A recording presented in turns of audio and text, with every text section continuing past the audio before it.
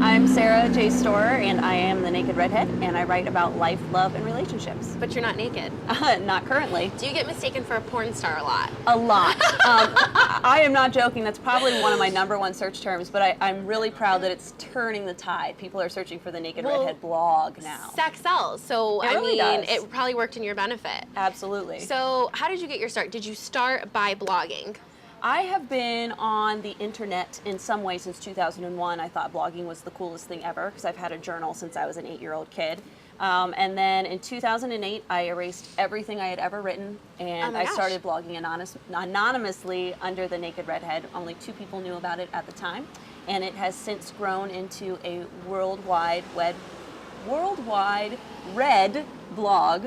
I love it. With thousands and thousands of people. I'm kicking myself right now because I thought about doing the same thing. Andy can vouch for it a few months ago, anonymously, because I feel like there's something you feel like you can maybe say more. Absolutely. Under your moniker? Yeah, I mean, I came from a very conservative Christian background, and then I got divorced very young, which wasn't looked at very favorably in the community I was in. So I really needed a place where I felt safe and where I could do what I call soul puke, and just get it all out. Yeah, it's wonderful. It really changed me as a person, and what I found is that people are drawn to that. They want somebody who's going to be that honest with them. They want real talk, because not many people do that today. Absolutely. So what was your inspiration? Obviously, I guess the divorce. Can you maybe go into a little further depth with that to kind of start it? Because I feel like everyone now feels like they have a right to blog, you know, and there's nothing wrong with that. I'm totally all about it, but I feel like some people just shouldn't have a blog. That's probably true. I mean, it's free, so anyone can do it. But what I wanted to do when I was going through my divorce was I didn't have some of the support that maybe I should have. So one of the things I always said was I want to be able to help people who have gone through something similar, especially at a young age. How old were you? I had just turned 26. Wow. And I had been married for 5 years. So oh, wow. So how old you were? 21. I was 21. I had just gotten married at 21. Never really dated before. Had never even really been a grown-up because we were just kind of 2 kids that were like roommates almost and paying our bills for the first time. But I had never done anything on my own. So it was just a way for me to show people out there eventually, you know, somebody is here for you. I get what you're going through. It's the best, worst experience of your life you will find, and I'm here to help if you need it. Right. So now, do you blog like every day? Do you blog once a week? Kind of, what's the schedule like for you? I have content up at least Monday through Friday, so you'll get something new 5 days a week.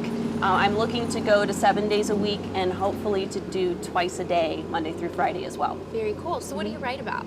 I write about dating and relationships a lot. I am out there, I'm single, I'm enjoying it, I'm loving it. And one of the things I really want people to take home is can I swear? Yes. Okay, be a real fucking human being and you will attract that kind of person in return. So quit playing games. We're playing a lot of games based on outdated stereotypes and outdated rules. Such as hunter-prey bullshit.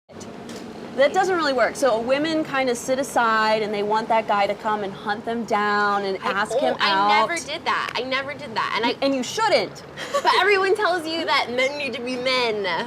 Well, you know what? I'm pretty sure that we are all emotionally complex creatures. And there are some guys that are actually really shy. Like, why would we put that onus on them when maybe I'm the more aggressive one, and I am. Like, it's more comfortable for me to say, like, hey, let's go on a date, I think you're attractive, rather than waiting around for someone else to do that.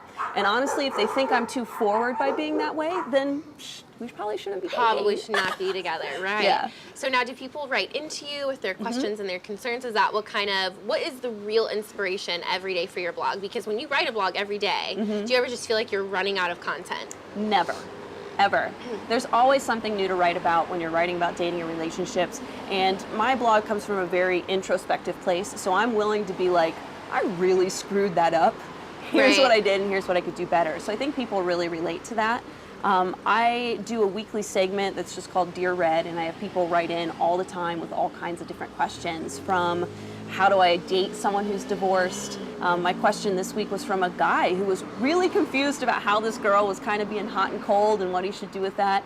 And what people, I think, appreciate about my writing is that I'm willing to say the honest, hard stuff. Like I told this poor dude today, you need to be done with this girl because she is done with you. You know? Oh, burn. I feel for the guy. I feel him. I say it a little bit nicer than that. But it's true. People need to hear that. I think it's kind of like that whole catchphrase, he's just not that into you, that obviously kind of took off because it was refreshing and hurtful all at the same time.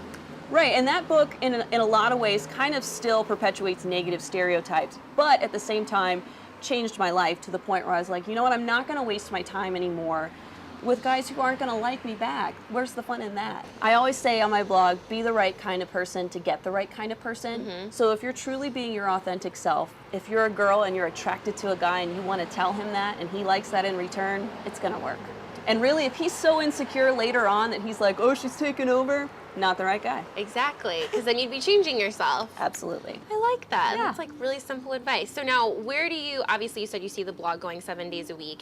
Is this your full-time job? Do you have another full-time job that kind of pays the bills? We all do, you know? I am full-time freelance. I do digital marketing strategy for mid-sized, small to mid-sized businesses. So the Naked Redhead is a very special project of mine that kind of goes hand in hand with that. So people are always asking me, how did you build your presence? How do you connect with your audience? And then in a very real and practical way, I help them translate into that into their own business. Very cool, very cool. So now where do you see this going? You know, in a perfect world, if we could have things the Naked Redhead way, where do you see your blog and your website kind of taking off from here? From here, I really definitely want to do some ebooks and different products, even some courses to really help some people that have been burned or maybe have some hurt in the past to really start owning who they are and dating that way. But I also just want to be a voice of reason out there. I found some forum the other day, I think Gawker talked about it, where it's called Waiting for the Ring.